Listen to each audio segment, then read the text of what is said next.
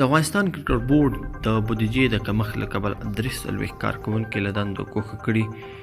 سلامونه خوږو نازنین دوستانو، ستړي مشي، وخت مو په خیر. همدا مهال تاسو ګورئ افغان ټپس چینل. کوم افغان ټپس چینل نوی د سره سبسکرایب کړئ او اساساً کې د بیل نشان هم ووهئ. افغانستان کرکټ بورډ د بودیجې د کمښت له کبله 43 کارکوونکي له دندو ګوښه کړي دي. نن د افغانستان کرکټ بورډ د یوې پریکړې له مخې د بودیجې کمښت او کاري برخه کې د غوره کیفیت رامنځته کولو په موخه د دغې ادارې د ځینو کارکوونکو قراردادونه پای ته رسولي دي.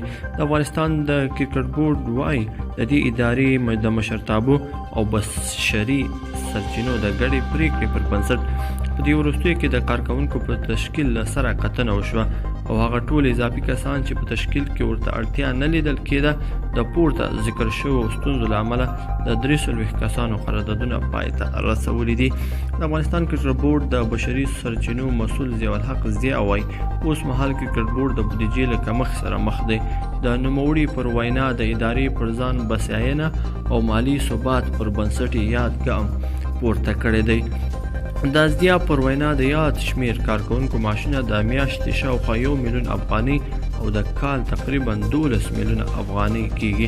د ادارې د نوي تګلارې پر بنسټ به دغه اندازه پیسې پر تخنیکي او رغنیزو چارو ولګیږي چې پر بنسټ به په یادو برخو کې ډیر ژر مثبت بدلونونه رامنځته شي. که مو ویډیو خوښ شوی د سره لایک کړئ او نورو دوستانو سره هم شیر کړئ ترڅو هغوی هم له دغه معلوماتو څخه پوره ګټه واخلي.